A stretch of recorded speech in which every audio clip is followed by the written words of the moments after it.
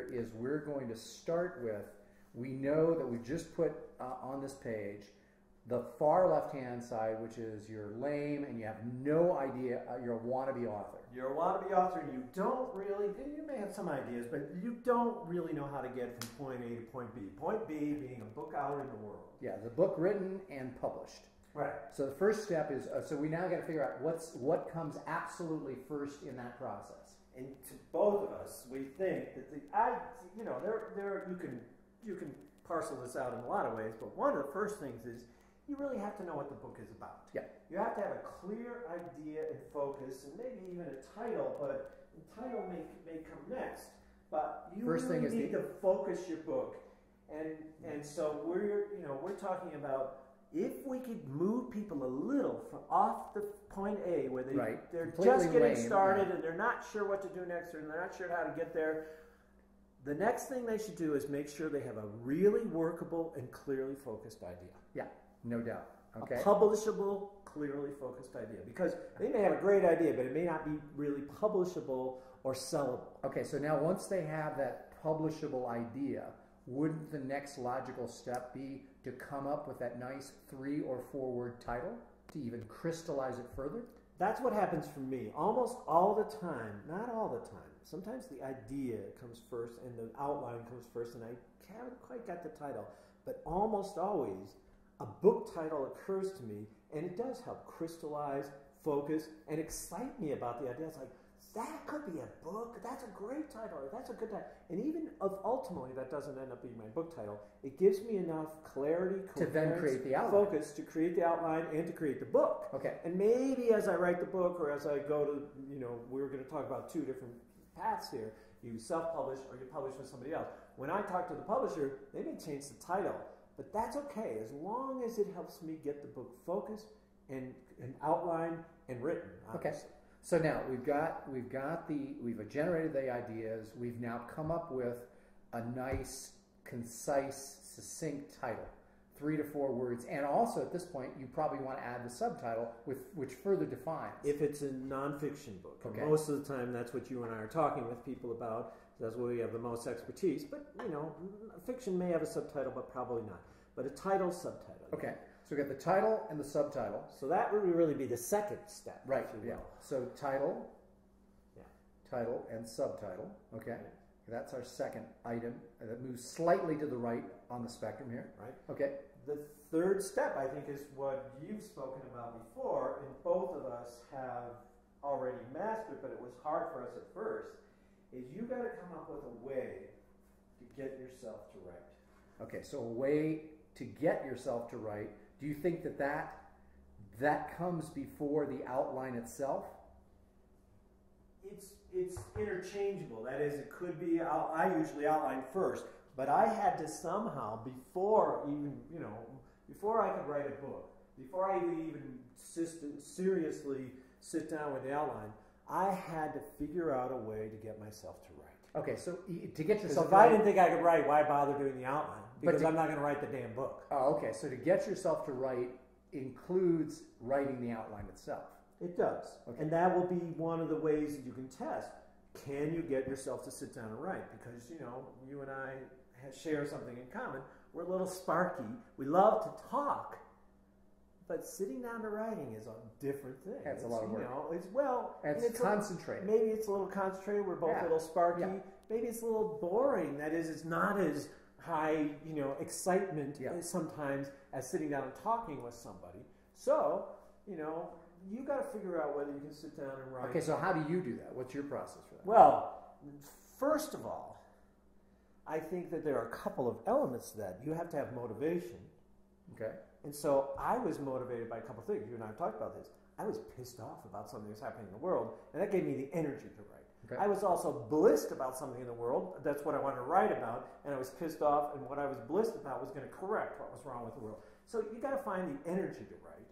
But then, secondly, you have to find your own process of writing. And for me, at first, I used, I think, 4 things, if I can just make a list. Okay, 4 things. One is, I sold the book. So I was kind of like committed. Yeah. Committed. If I made a promise to myself, I'll write this book by Christmas. I may write, I may not. Yeah. Because there's no consequences. It's just me between me and myself, and maybe I lie to myself. Right. I say I should get up every day and exercise too, and I don't always do that. So I made a commitment to somebody else. They paid me money. They gave you a contract. That's why print publishing is in some ways easier than self-publishing, because there's an external motivation. I almost always keep my word to other people, especially when I sign a contract and give me money. Yep. So I knew that the book would be out there eventually if I finished it and if it was acceptable. So that was one thing. People sometimes said to me, I've just finished my 31st book. How do you write so much? I said, partly is I signed a contract, and it's sort of built in that I'm going to write that book. Right. And then once you write one book, it's easier to sell the next one and that kind of stuff. So external motivation was really nice. Second part of that is there was a deadline. There was a timeline. It said, and it has to be in by this time. And so those two things were really helpful to me, but that wasn't enough. So I had to have the energy. Yep. I had a contract. I had a clear timeline and deadline for when it was due. Those three things were very helpful for me to focus and sit myself down. Sometimes in the last month, I'm sitting down frantically typing it, and finishing it. But those were motivations. But the fourth thing is, I don't like diagnoses. I'm a psychotherapist, and I don't like these diagnoses. But maybe I'd get a diagnosis with slight ADD. I'm sparky. I get excited about different things. I can get distracted easily. I don't like diagnosis, so I don't know whether I've never gone for an assessment, and I don't take any medications, never had any treatment for it. But I found a trick, which is a weird trick, and I had to use it for a while to get myself to write.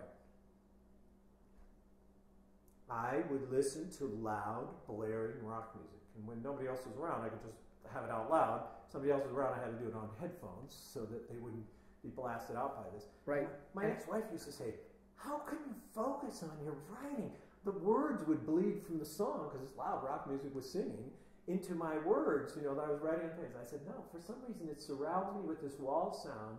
It blocks everything else out. And I sort of listen to the music, and I sort of don't listen to the music. And it's sort of a good example of how that's completely individual, because a lot of people it'd be impossible for them to do it. They need pure silence. Yeah. They either need to put on headphones, block everything out. Yeah. Malcolm Gladwell, famous writer, learned to write in a news or in a magazine office with lots of people around.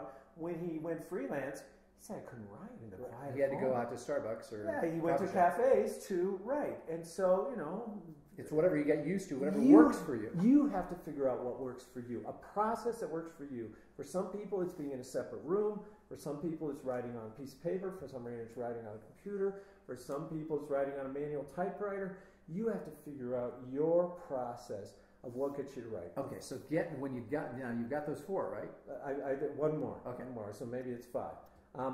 I did my first books, not all of them. I actually, the first book that got published, I did on my own.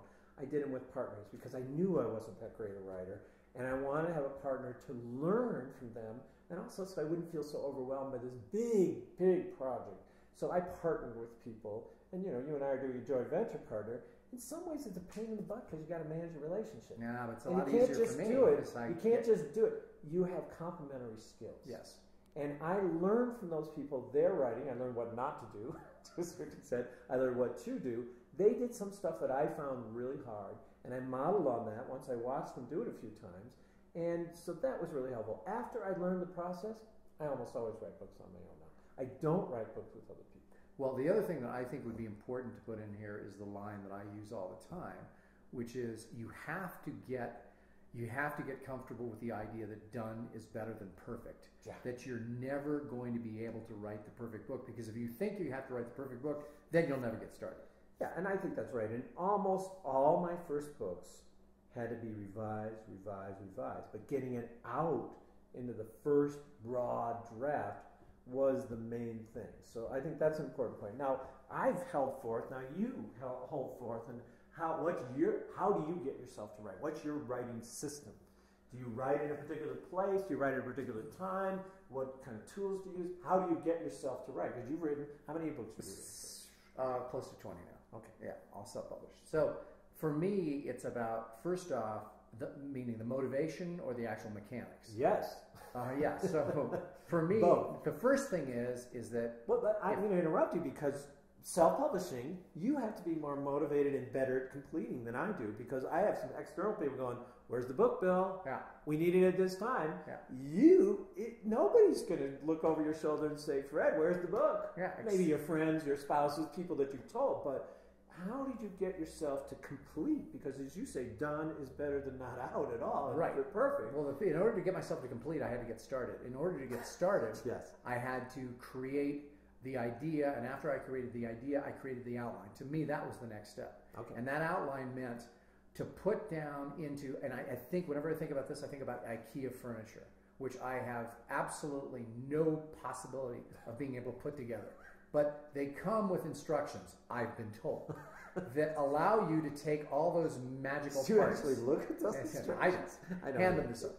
So what happens is that I need to take the idea, put it into the title, put it into the subtitle, and then decide what are the chapters. In other words, what are the main points that I have to talk about? Well, I actually do that too. And and both of you and I do speaking. I sometimes think about it, well, if I were speaking about this, what would I speak about? Yeah. So that, I find that a little easier. To me, it would be to design a seminar, design a 1-day or 2-day seminar around the topic. So it would be, number one, I always come up first with what is my introduction and what is my conclusion. Oh, wow. And I write the introduction and the conclusion first. So the introduction. I do the outline, just like you. I will not write a book without an outline. Right. I will not even commit to a book if I don't have a good outline, because maybe it's not a whole book until I have an outline and think, oh, that's a book. Yeah. Maybe it's an article. But to me, the outline sits in between the introduction and the conclusion. That's interesting. So I have the introduction, the conclusion, then I have everything in between, which, let's say, for ease of doing it, there are 10 chapters. And under those 10 chapters, which I've divided up into topics, I have 5 major bullet points within those chapters. So it becomes a very, very left brain, in a way, process of putting it together to start with. You get the creative spark, and then you take the other side of your brain and you really get it into a structure. Yeah, and to me, the structure becomes, in this case, a lot of times I used to say 25 times 4 times 2, which was 25 chapters, 4 sub-chapters, 2 pages for each, totaling 200 pages. Here, if we have 10 chapters, 5 sub-chapters, to get to 200, I need 4 pages for each. So if I were to break it down, 10 and 5, it would mean 50 total units or modules of information that I'd have to write 4 pages of. And that's a nice structure, because that's about what you and I like to write. I mean, there's short attention spans in the world today. We like to write succinct books, not go on and on. Sometimes people just add fluff to me. It's like, get to the point, get through it. People don't have a lot of time to read. We want them to read our books. We don't want them to just sit by the side of the bed unread. So keep them short and sweet, as long as you need to make it as short as you can make. Although I think that this kind of a book idea that we're talking about right now, a multi-topic book, is very different from a single topic book like The Dip by Seth Godin, which I always think of, which I can explain to people in less than 4 sentences. Right. And in the event that you have a single topic book or a single one idea. One idea, yeah. You're going to expand upon for some pages, but it's not going to be 500 pages. Yeah, and for that one, I would just put the one topic down, and I would brainstorm as many bullet points as you can come up with, 23 of them, and then just write them all, or first put them in order, and then you're going to write it sequentially. Which is essentially what Seth seems to do. Yes. I mean, from what we can see, Yeah. his books, they're great books. We love them. Although, I do have a gripe with something like Linchpin, which was, I mean, there's a lot of books that are expanded, and this is important for people that are listening to understand, that if you have a single topic book, don't fluff it out to make it 250 pages. Make it a 45-page I was great a bit book. bored. I got the point early on. Yes. I was like, yeah, I got the point. And then beating it to death. I didn't get made a supplemental book. Right. You know? There was no like, need. yeah. And it could have been the length of The Dip. In fact, I would have been happier with a shorter book. I agree. And I love The Dip. Yeah, it's great. exactly. And some of his other books. So now we've gotten past idea generation, we've gotten to the title, the subtitle, Well, we've but done all that. how do you sit down and write? Okay, well, for me, here's what I have to do. How do you get yourself to write? How do I, again, this is the motivation or the actual mechanics? Yes. Okay, so for me, number one, I say to myself that I must write a certain number of words per day. Oh, you're way more disciplined. And because what I do I'm then totally is impressed. I open up Microsoft Word, and I say to myself, if I'm going to write a 200-page book, it's going to be about 50,000 words. That means I have to write 1,000 words a day, and in less than 2 months, my book is done. Great. So that's how I do it. And I just get up, and what I do is, the question I think that everyone should ask themselves is when do you tend to be able to write the best? And so you need to sort of, in terms of timing. Yeah. So I'd sort of find myself, well, when do I find myself writing? And for me, the most productive time is first thing in the morning. Is it? Yeah. That works for me. Yeah. How about for you? No. Late night is better for me, but to tell you the truth, because I had kids and because I had a busy practice, I learned to write in 5-minute increments between clients. I can write. I prefer to write on computer. Right. I can write on my iPad. I can write if I have to longhand, although I prefer not to do it because I don't want the boredom of transcribing it. I can write sitting in a car. I can write sitting in a plane. I can write at my office at home. I can write out in a cafe. I have trained myself to write anywhere. Maybe that's why I've done 31 books. I'm not so. Most people, though, do better with having a habit. They have a habit of writing in the morning. They have a habit of writing every day. It's just like exercise. If you exercise every once in a while, it's going to be way harder. If you develop a discipline of writing 1,000 words a day or walking 20 minutes a day, you'll I do the same thing with my exercise. I do the same. Way easier. While I'm watching Bill O'Reilly, I do my exercise. I get on the treadmill or on the elliptical, and that's what I do. So there is a pattern to what I do because I'm basically sort of a screw off, and I will tend to screw off unless I have that. So a lot of your life is unstructured. You found ways to structure your exercise life and your writing and life. My food and life. Food. You know, in other words, there are some things it's way easier to manage if you don't have to think about them, and if it's less chaotic. Yep. And your writing life is less chaotic than mine. Now I've done 31 books, so somehow I've mastered. I've marshaled myself to do it. But I'll tell you, I think if you're doing self-published books, or if you don't have that book contract yet, you need to develop a discipline like you have. You need to develop a habit like you have because there's an external discipline for me, and I somehow get the book done. You had to develop, and I think it's good, and I wish I were more disciplined like you. Because my feeling is this, is that, and by the way, now a lot of that writing goes into the blog, which the blog can then later be transformed into the book. Blog your way to a book, which is a nice one. You're breaking it. You're doing that in a certain way. You're writing your 1,000 words, but it's on your blog. Sometimes you have to adapt it a little for the book, but mostly you can take it right in there if you're writing about your topic of passion. And mostly I'm writing blog posts of anywhere from 300 to 500 words, which is about a section of the book. Perfect. Yeah. So that's what I do. So now, what do we do after we've reversed these because I agree with you. I almost always do an outline before I start writing. Yeah. I almost always do it. I would say 98% of the time. There's a few exceptions. Usually I'll do the I worked it out while I was writing the book, but that's a way harder way. As I'm saying this, I'm realizing that I usually do the outline before I write the introduction and the conclusion. That's good. Yeah. So I think, maybe we could reverse these, but outline is next. How do you outline? We already talked about that. Think about if I did a 1 day or 2 day seminar on this, what would I do? I do that too, but what else? Well, the other way is I think that, and it works really well for a lot of clients of mine, is whenever I throw out this idea, they love it, and I had people do it the last boot camp, which is I bring out some 3x5 cards and I write down every single idea I can possibly think about with regard to the book. Now, the problem is that when you start doing that, you're worried if you're going to duplicate, don't worry about duplication. Just literally get 500 index cards. This is just vomit it all out onto this and get the raw energy of it down. Don't worry about editing at this moment because you'll get in your way. And each topic I come up with, I just write it on a separate index card. And after all the index cards are written, and at the boot camp, somebody had 134 index cards. So then the next step, after you've written all the index cards, is to now start to put them in piles that seem to go together. Right. You start to sort and sequence a little. Yeah. So now the first thing is I sort them into the piles, and then I decide which pile should become before which. So say you come up with 12 piles, put them in order 1 through 12, and there are cards stacked underneath each of those piles. And then after I get them sorted, I come up with a name for that pile, come up with a sort of a title as if it were its own book, and then I'll then go within the pile and see what order should it be in within that pile. So does each index card have one thing on it, or does it have two things? One thing. One thing. Thank you. Yeah. One index card, one big thing. word or phrase. One big word or phrase. Great. Yes. Perfect. Yeah. Okay, that's a great way to do it. I tend to, it's really strange because you and I are both very computer comfortable, and I write all my books on computer these days. I started out on typewriters in the Stone Ages, but I outline on paper. I outline freehand on paper. Why? For some reason, even though I've used mind mapping sometimes on computers, and on freehand things, I find it easier to all I can say is it must use a different part of my brain. Right. My outlines that I do on paper, freehand. Does it look like an outline that you would submit in your high school English class?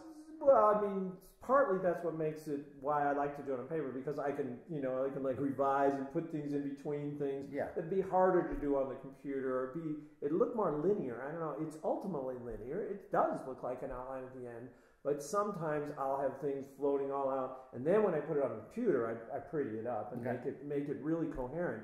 But for some reason, that creative process happens much better when I don't have to worry about the computer, the tools. Now, if I could freehand draw it on a computer, or write on a computer, and I could do the same process, I would probably do it, because I like things digital and I don't like a bunch of paper sitting around. But I write on computers, now, does this all fit? And I outline by hand. Does it fit on one page, or these multiple pages? Almost always on one page. On one page. Almost always on one page. So you get the entire outline for a book on one page? Well, the big bullets. The big bullets, yeah. The chapter titles and a few things underneath the chapter. And I don't do your 3x5 card. I think that's a great thing.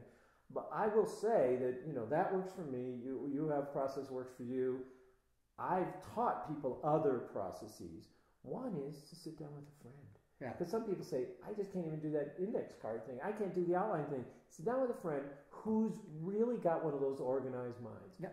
I have an outline mind. I have been able to tell people. I say, tell me what your book is about. And they tell me what the book is about. I go, here's the outline. Here's the 10 chapters. I've got the kind of mind that can do that. Find a friend that's, maybe not perfect at it, but is really more linear than you are. If you're one of those divergent thinkers who thinks all over the place and can't find that focus, get somebody to help you. Extract it out of your heart and your mind and your soul, and get it on paper. Now, the other thing to remember is there are other books that might be, and this is probably a great way to think about it. For example, you might come up with a book that's got just totally random ideas, the 101 ways to blah, blah, blah. Then all you have to do is write down 101 things. You can worry about which order to put them in later. Just brainstorm them down. Yeah. So it might not be 101, it might be 77, it might be 39, whatever it is. Just write those down. And then that's where you start. That basically becomes your outline. Yeah. So just find an approach that works for you to outline, because what I've found, and we'll talk about this maybe later when we talk about proposals, which you usually don't have to do for self-published books, but I always have to do for a print published book, a traditional print published book. I find that my book goes faster when I have a great outline, when I've really pre-thought about things in the outline way, and in the how am I going to do this book and how am I going to sell this book before I write the book. So it's in some ways, sounds paradoxical, the more time you spend up front before you write your book, the less time it will take to write the book. My books go way faster. Yeah, well, you just finished writing the book in a week. I did write it. How many words? I have no idea. About 50,000. Yeah, I assume about 50,000. My co-author. I did have a co-author for that book, and we wrote it together in a week. He'd written some before. I'd written 2 small pages before, and an introduction. I'd written an introduction, and I wrote my part of the book, and he wrote the rest of his part of it in a Perfect. week. What's next now? Okay, so we got the outline. Everything's done.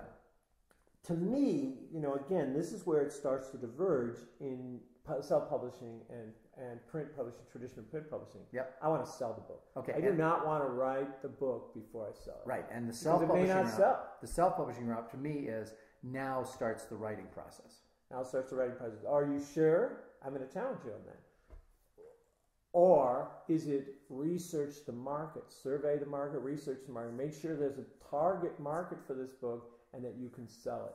And that this particular version of what you're going to be talking about will sell to a customer base. Or do you wait for that later, or you just know that? I think that I have that intuitively inside me. You know your customer base well. You know your target market well. So I've done the research almost mentally. Some people may not have, though. Yeah. So they may need to put in that additional step.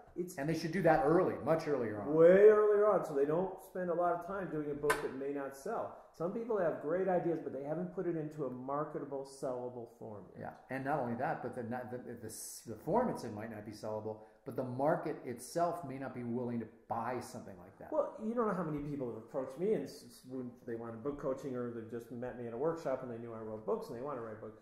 My life story is fascinating.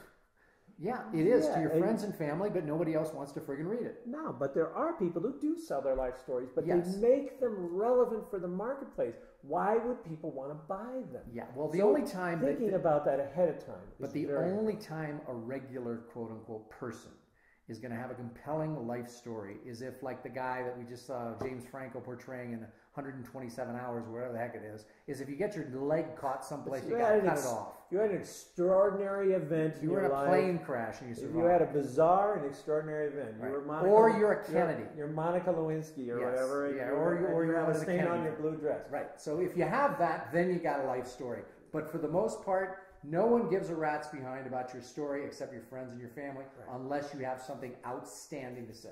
But there are memoirs that get published, and they get published because they think about the market of it. They think about why would other people want to be interested in this story. It's not just enough to have a great idea that you're passionate about. There has to be a market for it. And preferably something salacious or titillating.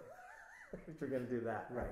Our books usually aren't salacious or titillating, although we can come up with one of those. I'm thinking of memoirs. Our lives are titillating and salacious, but we're not going to write about those now. Okay, so now we've done that portion of it. So now for you in this traditional publishing world, now it is all about writing the proposal. Writing the proposal, getting an agent, getting a publisher. Okay, so first it's proposal, and proposal is always first, and then the agent, and then a publisher. So now the thing is, you write the proposal, and the proposal helps you to get the agent, right? Yeah. It's your sales brochure to get the agent interested in even talking to you or thinking about representing you or ultimately representing you. And then ultimately that proposal is going to go on to the publisher to sell them, but it may go through some changes as your agent coaches you on writing a better proposal. Okay, so since we're not doing a product about this, we're not doing a product, we're just merely talking about the component steps here, because all of this that we're putting together is about putting together the progression of what is going to be on a video piece that ends up selling or introducing people to the idea of our coaching services. Yeah. So then the next thing we're going to talk about here is proposals. Right. And we're going to go into that in depth and in detail. What goes into a proposal? How do you put one together? What makes a kick-ass and great proposal? What makes a compelling proposal? And in order to make people or to get people who are watching this video, how much information do we have to give about the proposal, the agent step, in order to convince them that we've given them results in advance? Well, I would say that we've done this already, actually, in an audio or a video. And that is I've done it in a video, talked about the components, the major components of a proposal. To go more in depth will take too long, and that's really more what we'll coach people to do later. But we'll go more in depth on that. But we want to give them the overview, so that they won't, if they go off on their own, even if they don't join our coaching program, we want them to get some success. If they're willing to do it, and they're able to do it, great. Without our coaching, that's terrific. And I want to give them enough so they can go do it on their own. But it's like the IKEA instructions, but it just says there are 20 pieces here, and here's the pieces that are going to go into this piece. Right. They don't even give you instructions how to put them together. Right. So we're going to go broad overview of here are the elements to go into a successful and compelling proposal. Okay, so then after the proposal, then we're going to talk to them about how to get the agent. We're going to do the same thing there. There are several components to Okay. that. One is how to find an agent. The second thing is how to get an agent to say yes to you. Got it. Okay. So how do you find a legitimate Finding agent? one and then getting them to agree. Getting them to agree to represent you. Okay. And then after that, it's a matter of then waiting for the agent to shop these around to the publishers. And then it's a matter of you would be so lucky is if the challenge is figuring out which publisher you're going to go with if you have multiple offers. And then after you decide which publisher, then the challenge is taking a look at the contract to determine whether or not the contract has certain essentials that hopefully your agent has already made sure. The agent will represent you well with that, but you should be, savvy representing yourself. You should be savvy and look at it, and don't just sign on the dotted line without looking at it. And also, then it's a matter of writing the book. Yeah. Well, that's next. Well, that's all about that's on the traditional side. Now, on the self-publishing side, there are a few things that you have to do.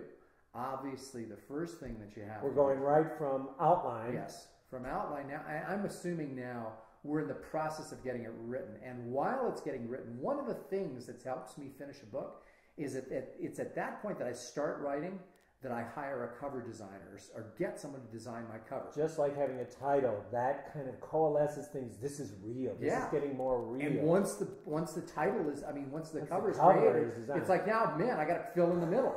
That's right. Because I've got the cover. I've already committed to a certain extent. I've got the book cover. I've got the title, the subtitle, and the book cover. And obviously there are three components to the cover. There's the front, the spine, and the back. And on the back is all about creating a brochure to get people to open the book and look through the table of contents to pick it up off the shelf. That's what that back cover is all about. So you have to get and write some really compelling copy. You have to have a compelling title. And I actually believe, and again, this is because of my sort of self-publishing, there are two ways to write on the spine. You either write the traditional way, you have to turn your head like this, or you write vertical. Now, some people will say that vertical type on the spine looks amateurish. Hard to read, too. I'm telling you, I prefer it because if I am looking, if mine is the only book out of 30 books sitting on a shelf that has vertical type that you don't have to turn your head to read, you're going to notice it. It's going to stick out. Jobs, think differently. Yeah, so I'm doing it that way. Now, frankly, that's a Dan Pointer idea, but I like the idea. It works for me. So the next thing on moving people forward on the self-publishing self-publishing side is to have cover, back cover, and spine made. Right, cover, back cover, and spine made. So now, while that is going on, I continue to be writing. You don't always do that. You usually hire somebody, often hire somebody to do that. Oh, I don't do that myself. Yeah, I hire somebody to do that, and you can get somebody, you can get 99 designs, you go to Fiverr, fiverr.com, there are people that'll do stuff relatively inexpensively. Again, probably, and again, when I used to do seminars at the Learning Annex or anywhere else about publishing, I would put up a list of things that people had to sort of invest in if they were doing self-publishing. First thing was the ISBN numbers. Yeah. And with ISBN numbers, you can buy them in blocks of 10, 100, 1,000, 10,000. Well, and there are some turnkey operations that'll give you all this stuff, book covers and editing and ISBN numbers and stuff like that if you want to farm it out. Yeah, there are people that you, and by the way, I like Ron Pramshafer over at selfpublishing.com, and please tell him I sent you. He's a good guy. If you don't want to do this yourself, they will do some of these components for you. The ISBN, if you want to get the ISBN, you go to Bowker, BOWKER.com. Bowker will sell you. You'll have to set up your publishing company and do a few other things, and there's a lot of components now that come in here that you, when you go to the publishing company, don't have to worry about. So there's the ISBN, there's the books in print, there's a CIP data block, there's all these other things. And if people want to know more about that, they just need to go get and download my free book called Self-Publishing for Maximum Profit, and it has all those things. Yeah, that's great. So you've given them that thing.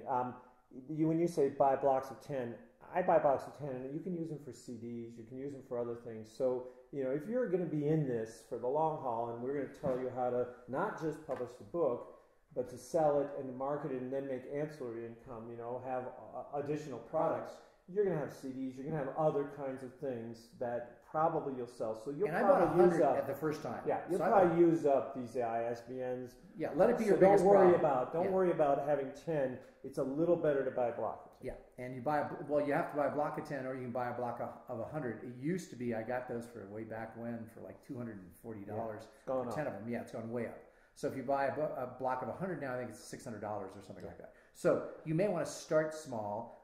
So you have to spend a little money. Now, again, you could go into some kind of a college classroom, visual arts classroom, and ask them to do a contest to design your book cover, and pay them $75. Yeah, there are creative ways to do this, but I guess what both of us are saying, if you're going to do a traditional print published book, you have to put in time. Yeah. You have to put in effort. You have to learn about this stuff.